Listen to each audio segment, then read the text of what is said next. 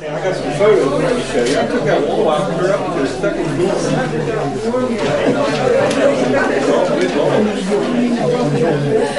In that space are all the walls just up there.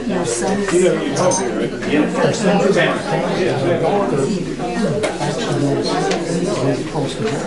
Took them up, bring it up to the floor. Took that room out, and here,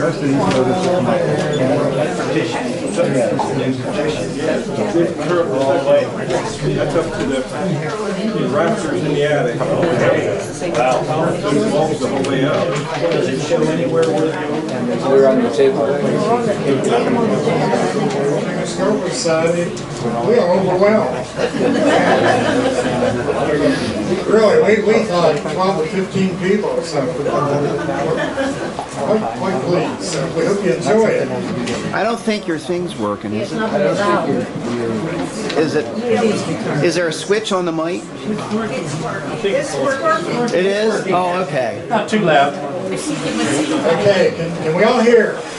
All right, we're okay. So before we get started, a couple things. There's drawings on the wall that tie into the lecture you're going to hear. So I don't know how you're going to get around to see them, but they're all local scenes and they tie in with what you're going to hear. There's a lot of mention of sleighing in Clear Spring.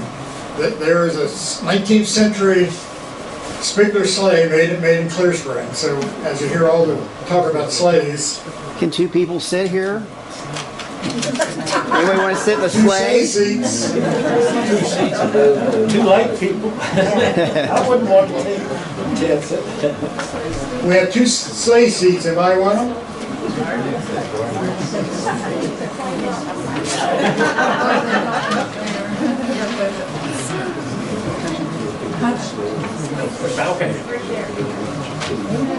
Okay, the lecture will be given by Doug Claytor, and every time he mentions a party, the great nephew of Patrick Forsyth, Bill Weaver, will play a party tune. But we're going to start out with one old song. There was sheet music around that most of you got of the songs today. So we'll go ahead and get started with simple tune. Good for you.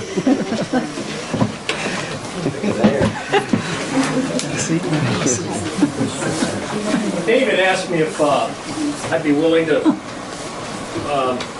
do a tune to open things up. This is the first tune that came to my mind. And this is a Robert Burns tune called Auld Lang Syne. And those of you that know about the Forsyth family, they were Scots. Okay? And I run into a lot of Forsyths that don't know that they were Scots, but they came originally from Scotland. And so Robert Burns wrote this tune.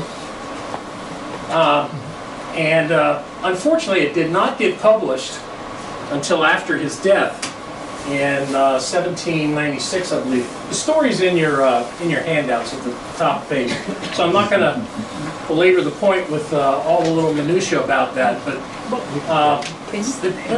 when it was first published, Burns had already died, and immediately there was some discrepancy and some legend that, well, that's not the tune that he picked out for him. The one that we do, okay, that he picked another tune. And what that tune was, that's still part of the mystery.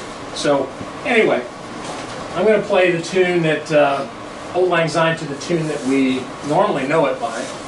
And I'm going to play another tune that a lot of the folks that support the legend feel that this was the tune that Burns. And there's, I won't get into all the evidence, but there's a lot of evidence to point to. There might be more to the legend than just the story.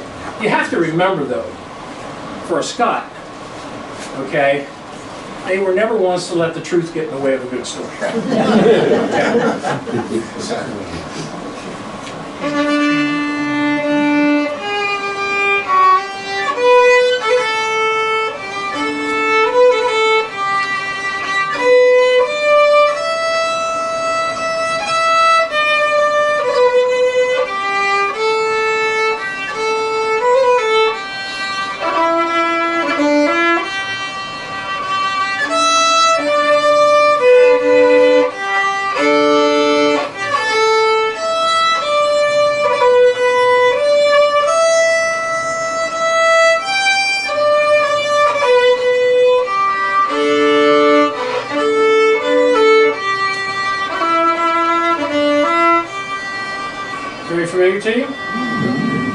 maybe not this one.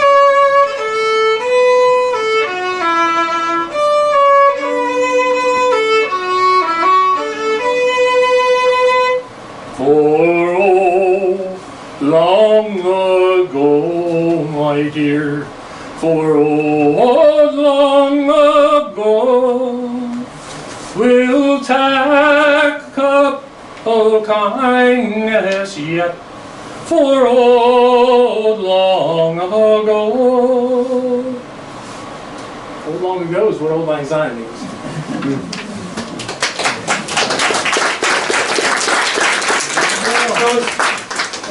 As I turn this over to Doug, here's my hope for us today. I want to share this little verse with you.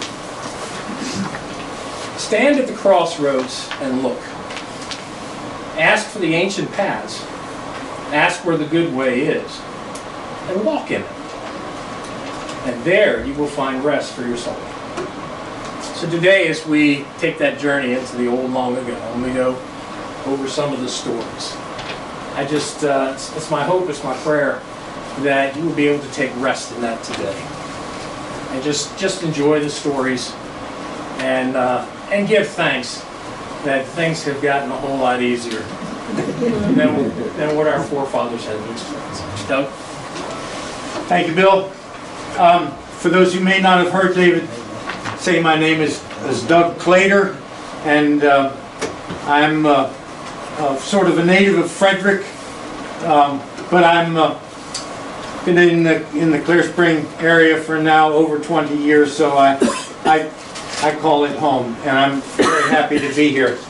I first learned about today's program last spring at the Colonial Market Fair at Fort Frederick, and David said, I'd really like it if you could read a paper that I've written concerning the history of Clear Spring during the winter months. And so that's the title of the paper, written by David, and it's called Winter Life in Clear Spring in the 19th Century. Icy eyebrows, frozen outside water pumps, enormous snow drifts, the temperature staying at 10 to 12 degrees below zero for days at a time, the Potomac River, Licking Creek, and the Conococheague frozen. The National Pike closed for days and days in a row. This is how it was during the winter weeks through the 19th century in the Clear Spring community. Records kept by Clear Spring farmer Otho Nesbitt were examined to generate this article. Only data from 2 months were used, January and February, the two coldest months of the winter season. The same method was applied to newspaper clippings and one other 1875 diary by William T. Peterman. This essay contains snippets of everyday local life in the 1820s to 1881. Otho Nesbitt was born in the Nesbitt Mansion in 1803. He was 18 years old when the first building was constructed in the new town of Myersville. He could watch the town grow building by building and view it all from his back porch.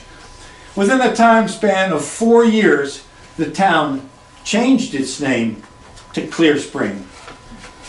In less than 5 years, starting in 1821, Nesbitt witnessed the construction of log and brick dwellings to create the following businesses: 4 stores, 3 hotels, 2 doctor stores, a post office, 9 shoemaker shops, 6 tailor establishments, 3 wheelwright businesses, 3 wagon maker shops, 3 saddle making businesses, 2 tan yards, and 2 blacksmith buildings, and 3 cabinet shops. In addition, there were 15 carpenters living in town, 4 brick and stone masons, 2 men who did plastering, 2 doctors, 1 preacher, 1 barber, and 1 butcher. Nesbitt farmland in 1825 bordered the north side of the town, as most of it still does today, only a different owner. The National Pike was responsible for the rapid growth of the town. The stores in Clear Spring purchased much of their stock from Baltimore wholesalers, supplying local residents with the latest fashions available. But the winter months were difficult for local stores as they experienced very little foot traffic. The residents of Clear Spring were well-informed people. The weather was good. If the weather was good, political news happening in Washington, D.C. would reach Clear Spring within 3 days, thanks to the stagecoach drivers and their passengers. But difficult snow-covered roads made it impossible to get from Washington to Clear Spring in 3 days, delaying news for local residents.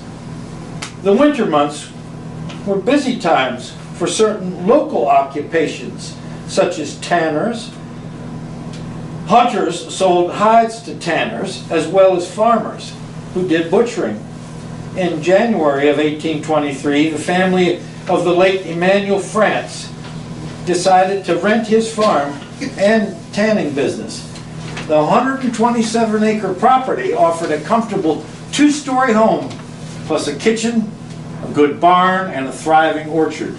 The same location included a tan yard with 11 vats, plus a bark house, a perfect place for the start of a new tanner.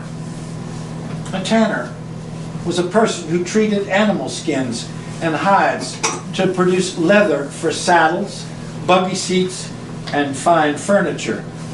It could take up to 1 year for a tanner to turn a hide into leather. After many washings, a tanner would place a hide hair down in a vat in the ground with a limestone solution. This solution would burn the top hair layers off of the skin. The hide was then removed from the vat, and leftover hair and fat residue was scraped. The hair was saved and sold to make plaster. The hide was then washed in a solution of tree bark. Black oak bark was considered the best. The hide was then hung to dry with occasional oils rubbed on it before drying and creating a beautiful piece of long-lasting leather. The slow process of tanning was a hard, labor-intensive work. Most stores did well in the new town of Clear Spring. There was heavy traffic from local customers, but also the endless covered wagons passing through town.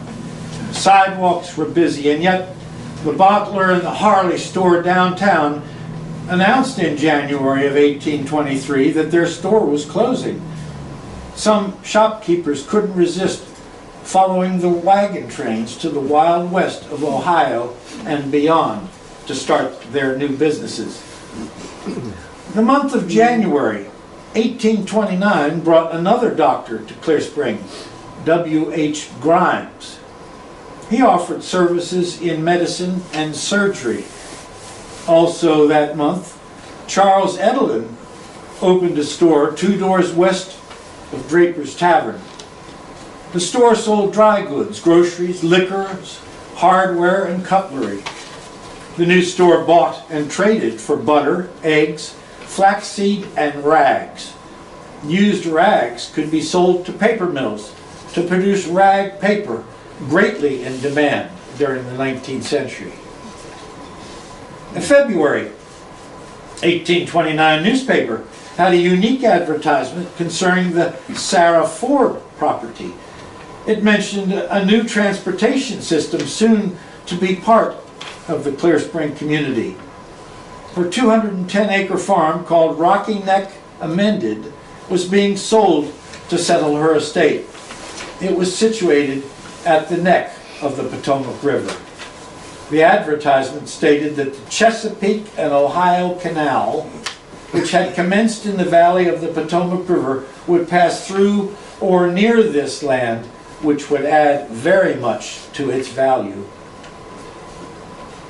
Jacob Stein had a newspaper advertisement in February 1829 stating that he was moving west and selling his 2-story log home located 1 3/4 miles from Clear Spring and 200 yards from the big spring on the road from Williamsport to Cumberland. A few days later, Mr. Stein ran another ad offering a reward for a runaway apprentice in the weaving trade.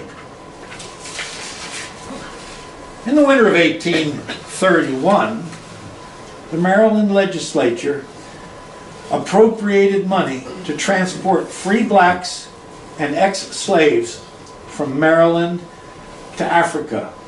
This act helped to create the formation of the Maryland Colonization Society, founded for the purpose of sending free slaves to Africa.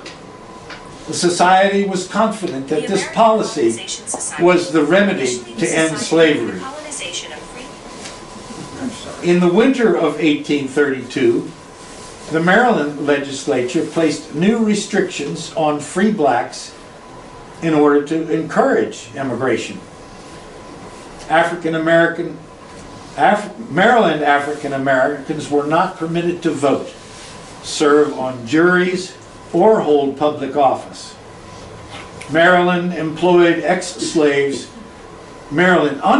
ex-slaves could be re-enslaved at the discretion of local law enforcement. With these new slave laws, the Maryland Colonization Society hoped they could encourage free black residents to leave Maryland. St. Paul's Lutheran Church, east of Clear Spring, invited the public to a lecture in February 1835 given by a member of the Maryland Colonization Society. The guest speaker would also later speak at St. Peter's Lutheran Church in Clear Spring. Everyday winter life for farmers like Otho Nesbitt had to deal with the bitter weather. Each day, and on snow days, battled through drifts to the barn and outbuildings to feed horses, cows, hogs, and chickens. Nesbitt was a slave owner, but on occasion he paid for additional farm help. He recorded in February of 1843 paying Jacob Watts 25 cents to assist for 1 day working on the farm. In February 1844, Nesbitt paid men to trample wheat. Trampling wheat is the process of detaching the wheat kernels from the pods. Local farmers used 2 methods to achieve this. A farmer would first cover the upper barn floor with wheat. Horses and men were then used to walk over the wheat. Next, the barn doors would be opened and the wheat was tossed into the air with a fork. The straw would blow away and the kernels would drop to the floor. The kernels would then be gathered up by the bushel and taken to one of the numerous local mills and sold, or the miller would for the miller to grind the wheat into flour for the farmer for his own household use. Nesbitt purchased a wood stove, stovepipe, and a damper in January of 1846. Wood stoves were just becoming popular around this time, and Nesbitt Mansion had to be among the first in Clear Spring area to have one. One stove certainly could not heat his large home, but it produced a lot more heat than a fireplace. It took at least 10 cords of wood to heat his house during the winter. Firewood was also needed for the wash house, summer kitchen, and the slave cabins located on what is now North Mill Street. Other 1846 wintertime writings by Nesbit, including paying for 2 dresses for his slaves, buying a barrel of salt at Luce's store in Clear Spring, giving his slave Morris $1.25 to visit his mother in Virginia, and purchasing 4 bushels of clover seed for spring planting. Nesbit spent New Year's Day in 1849 shoveling the snow off a roof. He does not state which roof, house, barn, or outbuildings. The following day was another wheat trampling day. Same month he paid his wheat storage bill at Charles Mill. During the week, it was first-rate sleighing on the pike. Plus, he hauled 40 fence posts from Dodge's Mill, located on Broad Fording Road. About this time, Nesbit discovered all his hog shoulders and hams had spoiled because the weather was too warm when he butchered and salted the meat. Later in the month, he bought 2 barrels of vinegar and new boots for 3 of his slaves. To educate a child, parents had to pay to send their children to the Clear Spring Academy, located on North Martin Street. Students attended school 12 months a year with 1 week break between Christmas and New Year's. The Clear Spring Academy provided a high standard of education to the children of Clear Spring area. That elevated education level most likely led to the formation of the Clear Spring Lyceum, a society to be a provider of public lectures, concerts, and entertainments. During the cold months of 1849, the Lyceum held a debate at the Academy. The question was, ought Congress to pass laws prohibiting slavery in the territories? Taking part in the debate were local residents, Parmenter, Nesbit, Ranger, Fiery, Doyle, McClanahan, and Witherow. A debate a few weeks later at Lyceum meeting was, is France capable of maintaining a free government? The Lyceum debated every 2 weeks during the winter months. During parts of the 19th century, Clear Spring had its own newspapers.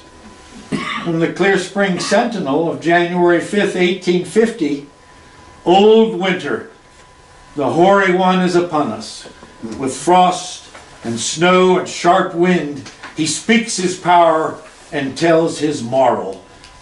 Winter is ever a time of hardship, yet it has its pleasures.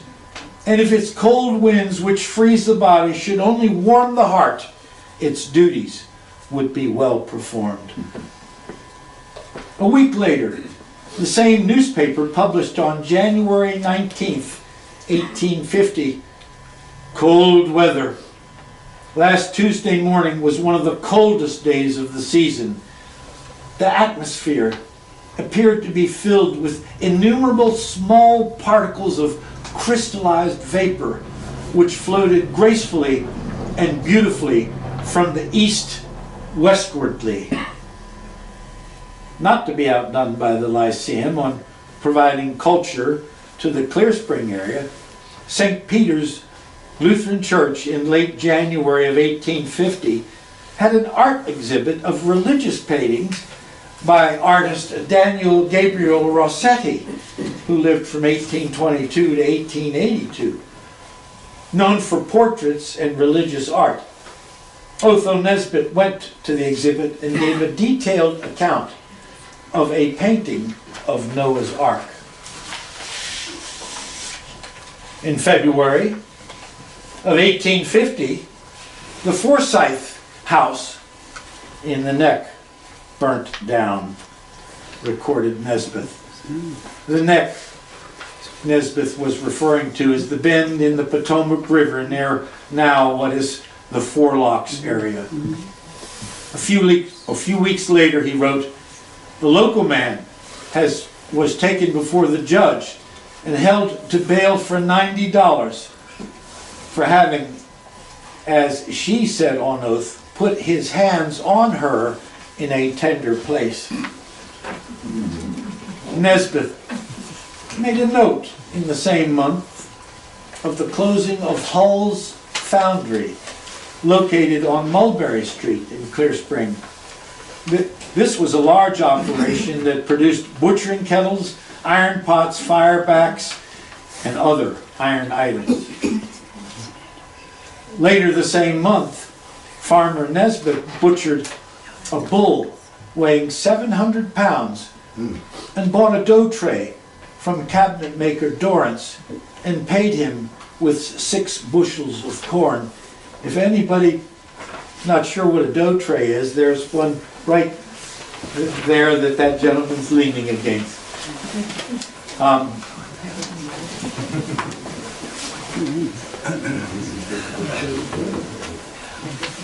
Aside from debates, the Clear Spring Lyceum also provided concerts.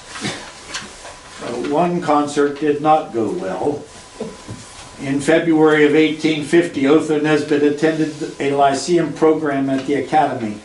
There was a ventriloquist and music provided on an accordion.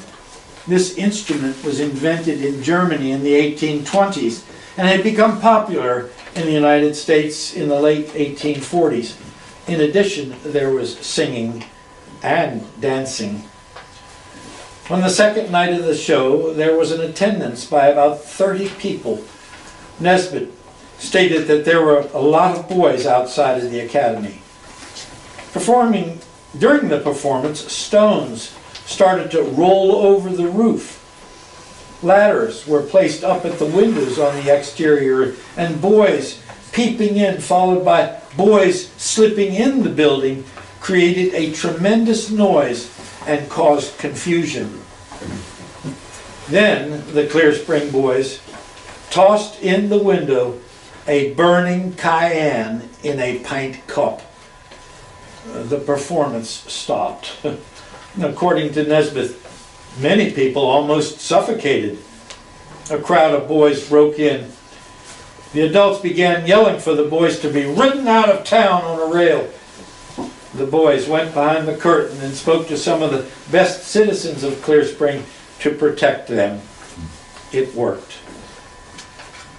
On January 1st, 1852, Nesbeth wrote in his diary about a Clear Spring businessman who fell dead in his still house. Nesbeth somewhat described the deceased man's life by writing, "If the devil don't get such a man, there is no use for a devil." A few days later, a sow at the Nesbeth farm gave birth to 11 pigs, followed by Mr. Nesbeth taking a sleigh ride to Hagerstown. On January 13th and 14th, Nesbeth listed the weather as being very cold, windy, and snowdrifts. The coldest winter in 20 years, he said. Perhaps he spoke too soon, because on January 24th, he wrote that the thermometer had been staying at 10 to 12 degrees below zero for 3 days. Nesbeth ended the month of January 1852 by going to the Clear Spring Academy to hear a black woman preach. He said she did very well. The bell rang up and down the streets in Clear Spring, articulates Otho Nesbeth in February of 1853. The bell ringer was inviting people to an eagle and cat fight. The eagle belonged to Mr. Adams, and the boys caught a cat in a nearby barn. With a string, the eagle was tied by the leg, and the other end of the string was tied around the cat's neck. Mr. Nesbith wrote, it was a rather cruel sport. On February 7th, Nesbith arranged for 2 of his slave children to attend a private school in Clear Spring. A few days later, a Clear Spring man was arrested for operating a gambling house. Nesbith concludes the month by going to Michael Smith's farm auction, where milk cows sold for $25. In February 1854, Otho Nesbit reports that a Clear Spring man died, and the German Reformed Lutheran graveyard located on South Martin Street refused to let him be buried there. The graveyard did not accept men of infidel principles. Fred Snyder allowed the man to be buried in his family graveyard near Licking Creek at Parkhead. The end of the month ended with a town fair to raise money for the Clear Spring Town Band. The town of Clear Spring met with many changes during the last half of the 1850s. The railroad replaced the National Pike and ended most of the stagecoaches and wagon trains passing through town, except for local travel. Many of the stores and hotels and other businesses closed. The winter months were the mild months in Clear Spring as it relates to the Civil War. Nesbit records on January 5th, 1862, a battery of regulars and Captain Howell took with them my wagon whip, wagon line, girths to the wagon, saddle, tomahawk, tin wash bowl, and my big pitchers. The following day, he wrote, 500 or 600 soldiers went through Clear Spring, followed by a 32-pounder and 2 companies more. 5,000 soldiers in Hancock. A stagecoach stopped in Clear Spring and provided great excitement and many rumors. On January 7, 1862, Otho Nesbit reveals there were 3,000 soldiers in Clear Spring. They stayed all night and left in the morning. The Nesbit barnyard was full of wagons and mule teams, and the barn was full of men, and there were also a good many wagons in the field below. The soldiers took between 6,000 and 10,000 pounds of hay, 1.5 cords of wood, occupied the cow stables, and went off without paying anything or even giving a certificate of debt. They broke down all my fence next to the town in 2 places.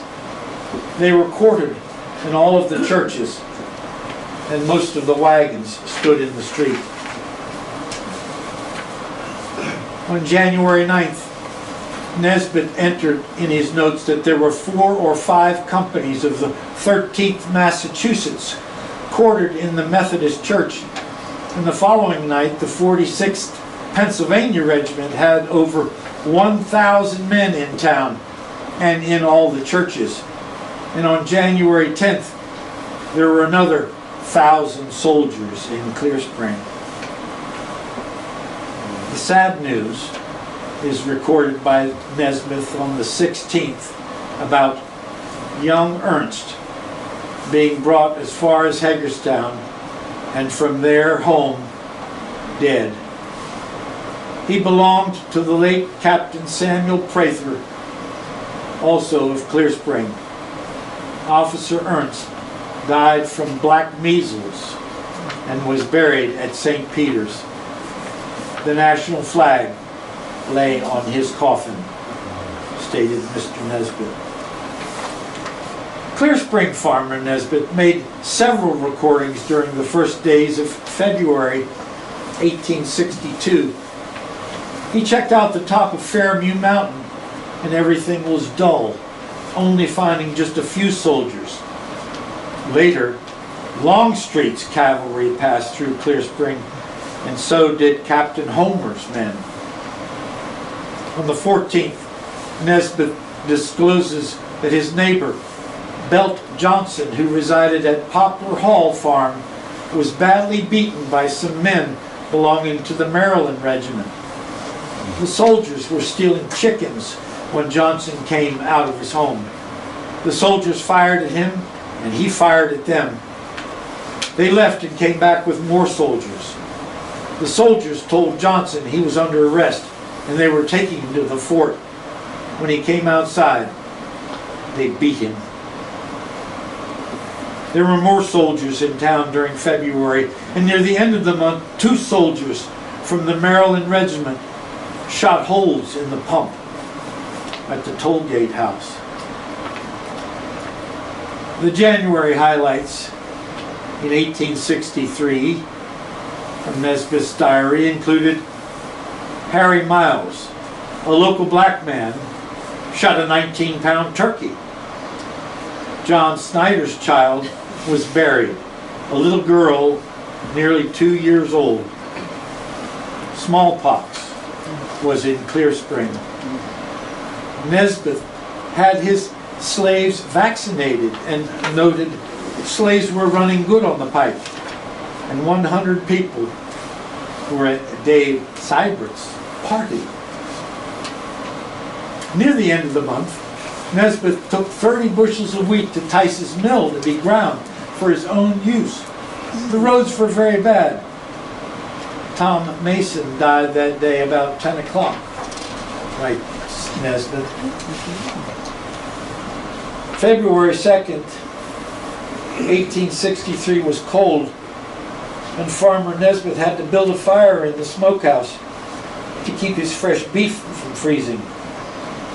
Additional entries for February included the death of Mrs. Newcomer's youngest grandchildren, several local weddings, and a dinner party at Fiery's, a dinner event not to forget. And with that, Bill will entertain us with a little parting from the period. So one of the really favorite wedding songs, if you will, of that time is an Irish tune, imagine that, called Mari's Wedding. Any of you ever hear it? Okay. So we're going to imagine ourselves back at the dinner party, and of course everybody's anxious to dance a little bit.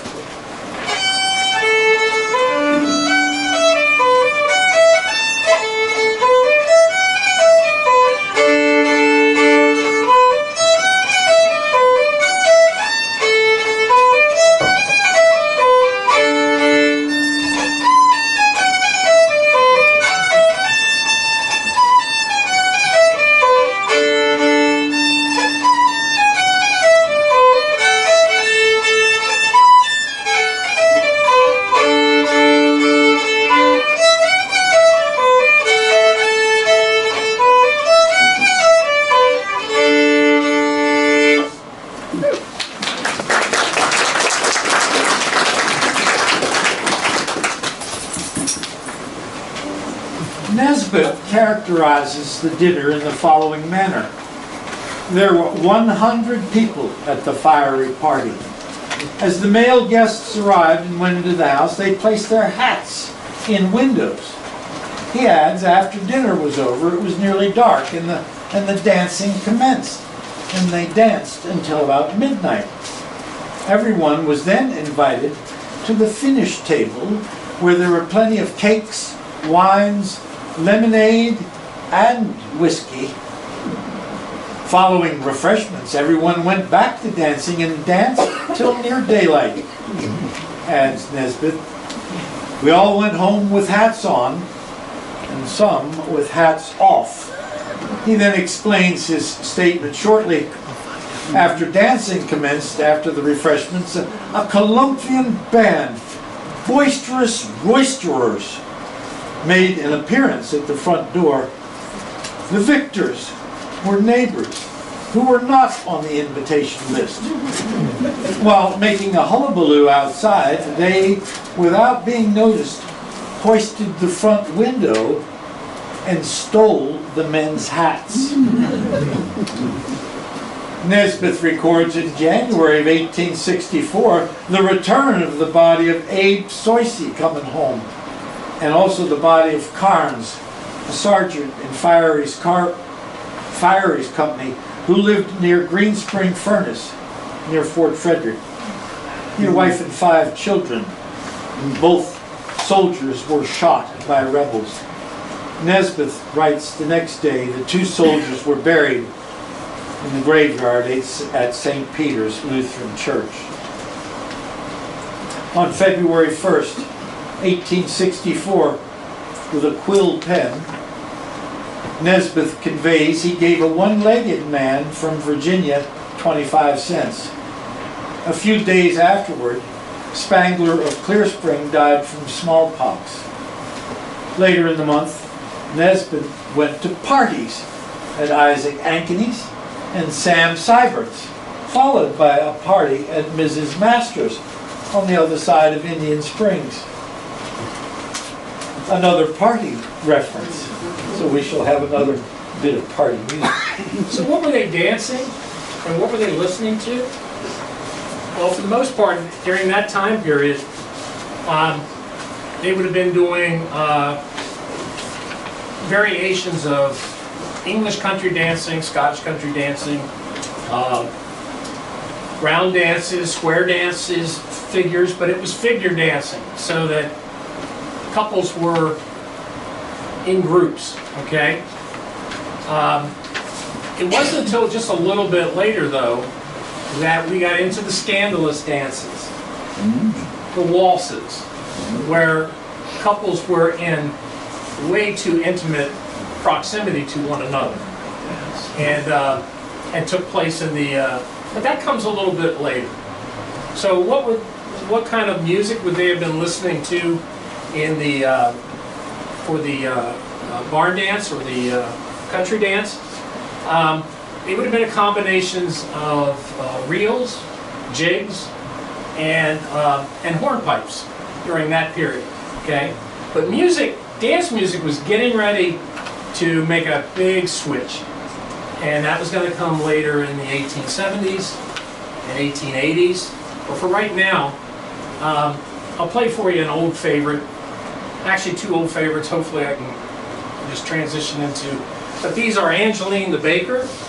Angeline the Baker is a very, very old tune. A lot of these tunes had multiple titles. The roots of these tunes came from Scotland, Ireland, Wales, okay?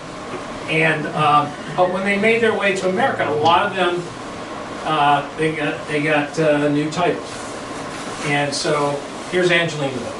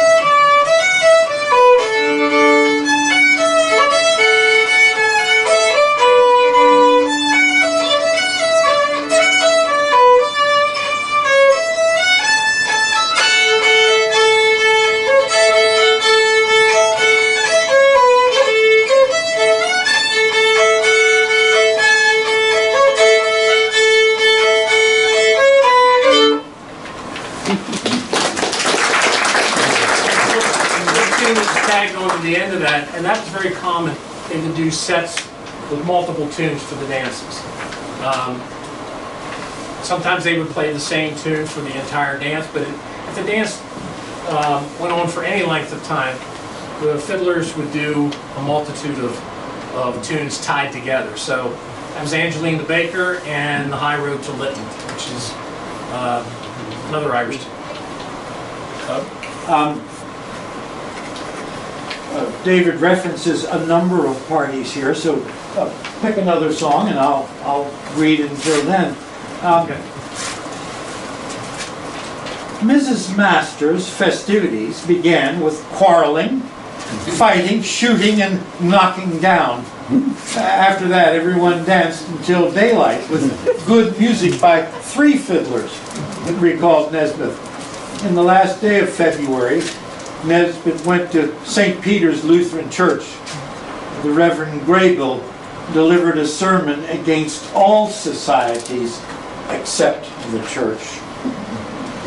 On the first day of January 1865, 300 soldiers passed through Clear Spring on their way to Cumberland. A few days later, Nesbeth went to a party until daylight. The fiddlers were Klein and Bowers. On the 15th, Nesbeth was back in his pew at the Lutheran Church. Reverend Graybill gave his members a fit for dancing at a recent January party, somebody told, and said those who attended should not take the Holy Sacrament. And Nesbeth concludes, friendship, generosity, fellowship, and sociability are no more Christian duties. On the following Monday morning, Mrs. Sarah Heller arrived at the Nesbeth home before the stage started and paid the $10 she borrowed. The next night, Nesbeth went to a party and danced in the old mill. The following week, Nesbeth, with his neighbors Sam Beard and Sam Reitzel, took a sleigh to a party at the Sharpless home near St. Paul's. They had a fine time with good suppers. Guests were from Welsh Run, Greencastle, and Baltimore. And how about another one there? Sure. So I came up with a little story, found a little story that might explain what the fighting was at dances.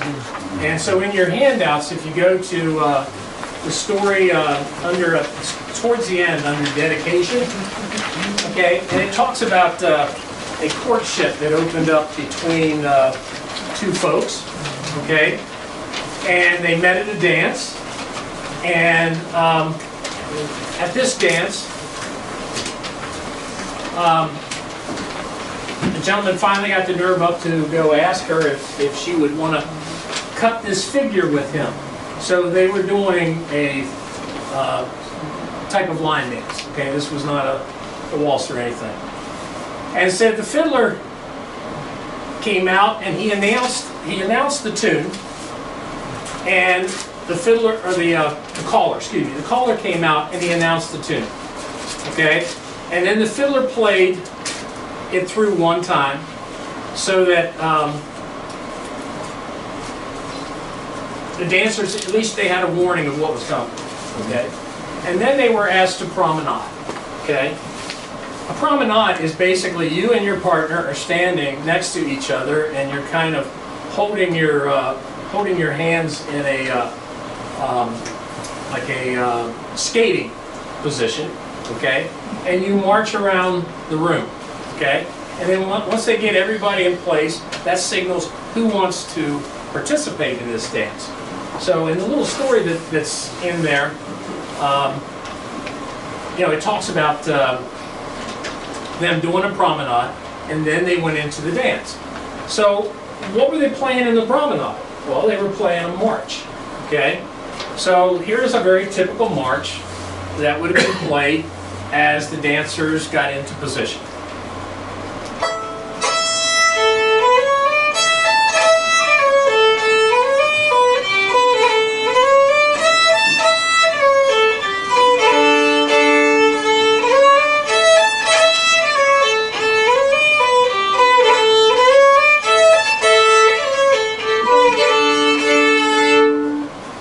Kept doing that until everybody got in position. And then it says that obviously the caller must have noticed that there were some sparks between these 2 dancers, and he put them up in first position. And he called that the dance that they were going to be dancing was The Girl I Left Behind. So this is one of those, it's kind of a more rare occasion where the dance and the tune are combined. And The Girl I Left Behind goes way back, 1600s. They were dancing The Girl I Left Behind, the Revolutionary War period, the Civil War period, and so forth. So it's a very common tune. I'm sure you guys have heard this one before.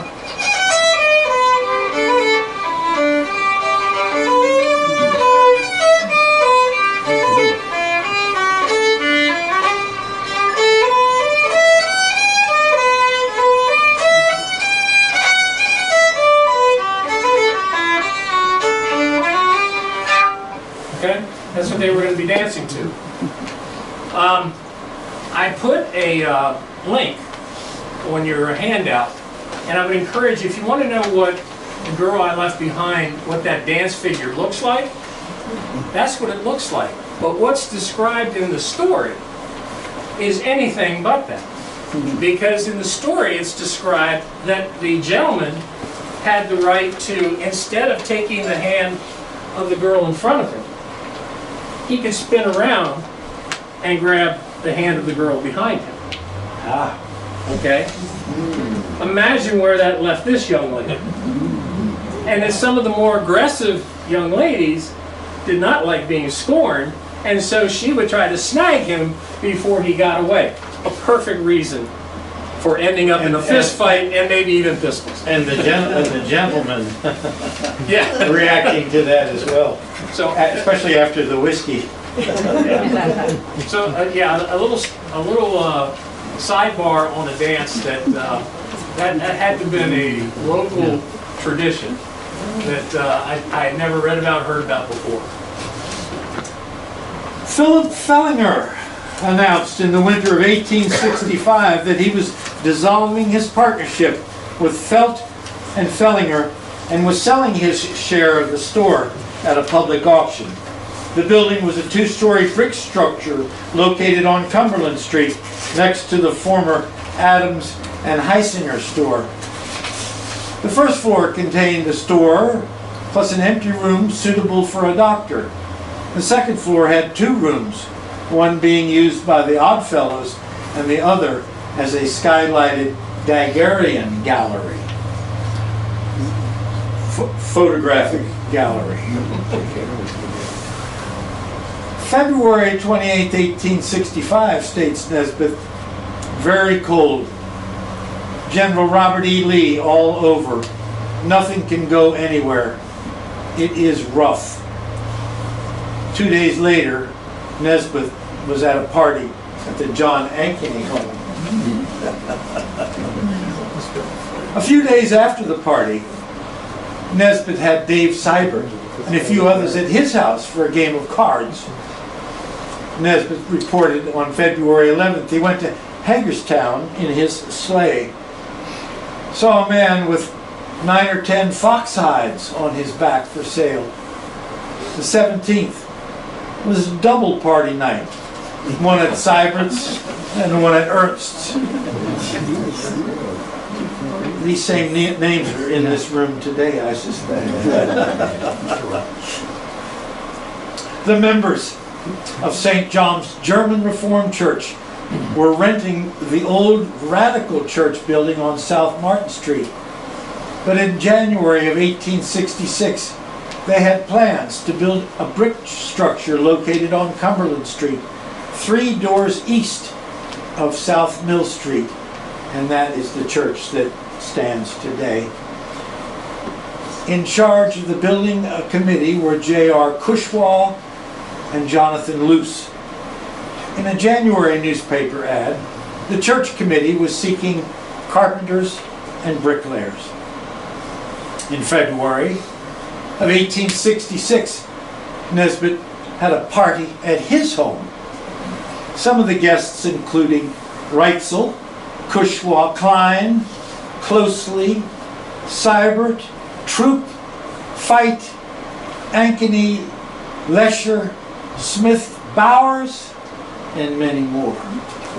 Also, in February of 1866, Nesbit enters in his diary, a local lady was married by force of law. Her husband refuses to live with her. George Washington birthday parade on February 22nd in Clear Spring drew a large crowd again at this yearly event. Otho Nesbitt spent New Year's Day in 1867 with his brother at Plumb Grove. Later in the month, Mrs. Heller purchased the stately Federal-style house located on the east side of the new German Reformed Church. On the first day of February, Nesbitt took a long horse-drawn sleigh ride starting east on the pike at Clear Spring and onwards towards St. Paul's Church. He then left onto St. Paul's Road. At Broadfording Road, where he turned left, he could see on his right the beautiful woodside home of Isaac Ankeny. He passed Montpelier Plantation, Dodge's Mill, and continued on Broadfording Road toward Clear Spring until reaching his home. He said it was a pleasant ride.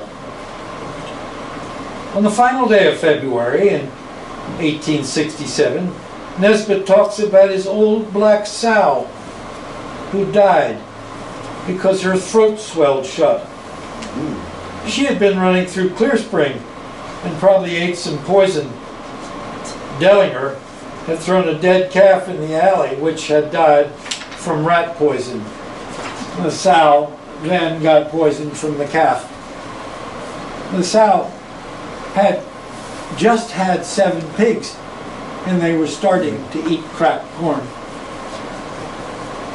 In January of 1869, the Clear Spring Academy made plans to close later that year. The first public school in Clear Spring was to open in September. Free education had arrived. In February of 1871, Farmer Nesbitt wrote about his old mare, who had been lying better than a week, not able to get up, and had begun to smell bad. He knocked her in the head and slit her throat and hauled her out into the woods. A year later, Nesbitt killed 3 hogs and traded all the meat to Charlie Nepper for a kitchen cook stove. This is the first mention of a cook stove in his writings. Nesbitt Mansion was switching from fireplace cooking to skillets and fried food prepared on a stove. A radical change in preparing meals. On January 11th, 1874, Nesbitt took $25 to the little bank in Clear Spring. This new bank, known as the Mechanics' Loan and Saving Institute, operated by Dr. Perry, was located on the west end of his home at 19 Cumberland Street. And that's the Cumberland house that we see there today. On February 22nd, as on every past 22nd day of February, Clear Spring had a parade honoring the birthday of George Washington. History was made in Clear Spring on January 5th, 1875. A black man, Sam Cautions, was elected to the Clear Spring Town Council. A Clear Spring house storekeeper, 58-year-old William T. Peterman, also had a diary. He gave delightful details of January 25th, 1875. Clear weather and sun shining all day, but a cold, chilly wind blowing the best part of the day. The sleet that covers the entire town melted, but very little, not enough to clean the sidewalks. There were several sleighs in town, the sleet being so very thick on the roads as to make for good sleighing. The boys were skating up and down the town. In sledding, the boys had a merry time. The sleet was thicker and smoother than in many years. There was no merry time in Clear Spring 2 weeks later. On February 14th, Peterman writes, St. Peter's Lutheran Church burned to the ground.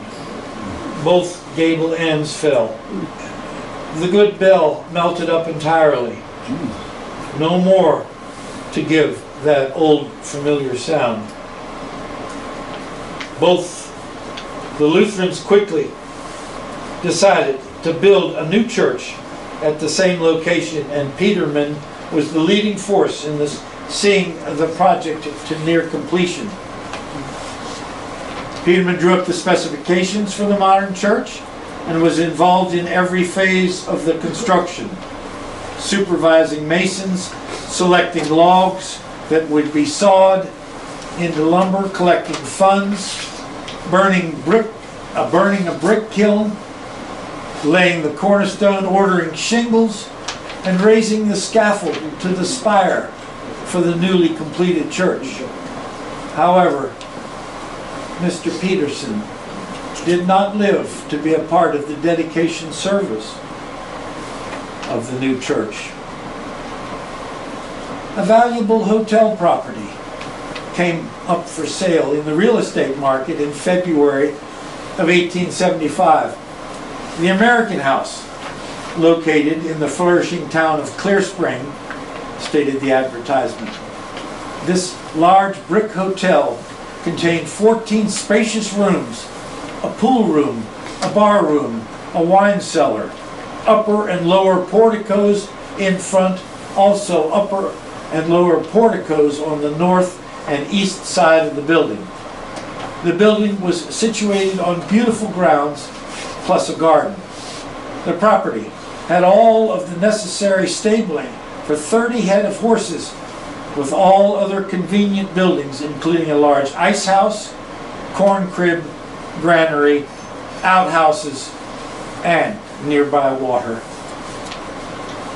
It was also in February of 1875 that William Dodge, a resident of Clear Spring, believed there was coal on his property and at Ernst Gap. He was seeking people to buy stock in what he hoped would turn Clear Spring into a coal mining town. About a year later, on January 1st, Nesbitt writes, there is a great rush for ice at Francis Dam near Clear Spring. Wagons coming from everywhere. However, there is no mention in newspapers in 1876, the centennial year of the United States of America, of the yearly Clear Spring George Washington birthday parade, surprisingly. 1 year later, in 1877, Nesbitt jots down in his diary about how much snow that trains. There was so much snow that trains had not moved in 3 days. And in January 1881, Nesbitt again reports that it is good sleighing everywhere.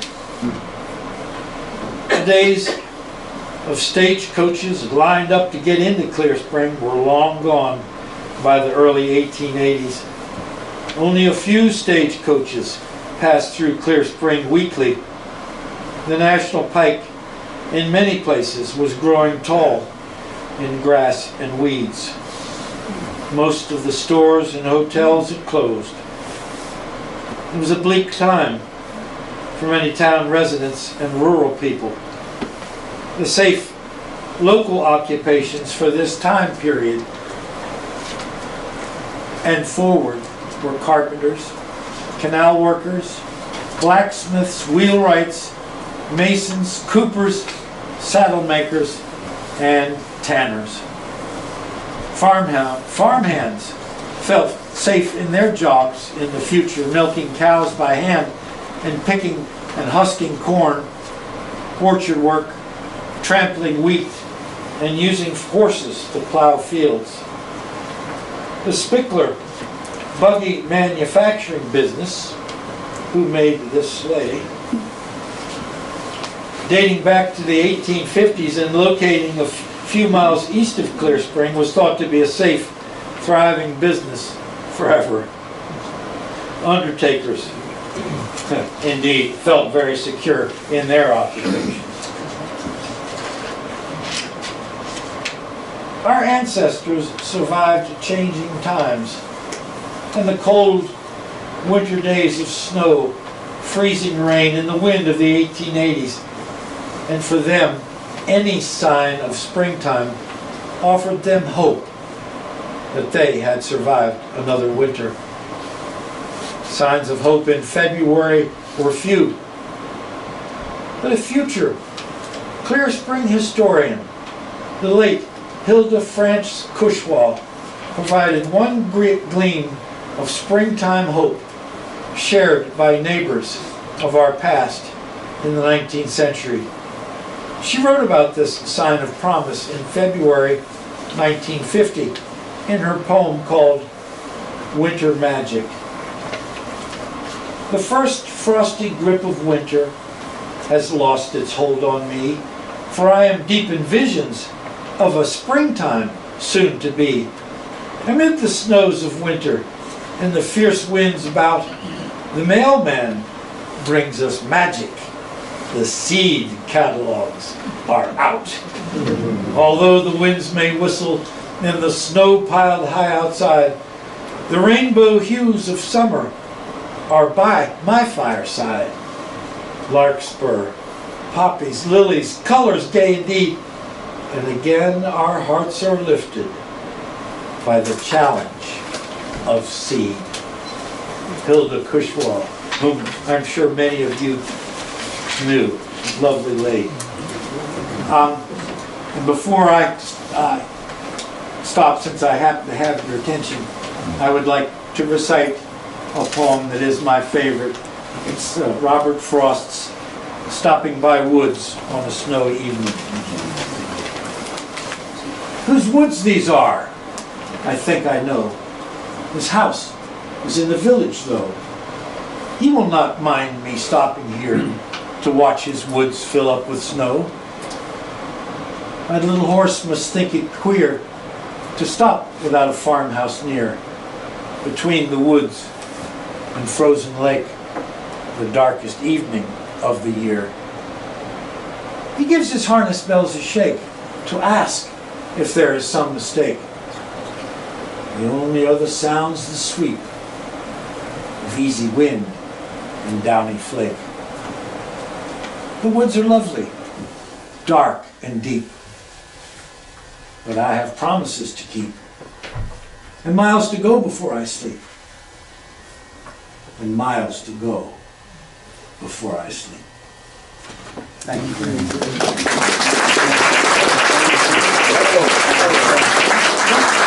One other word, thank you.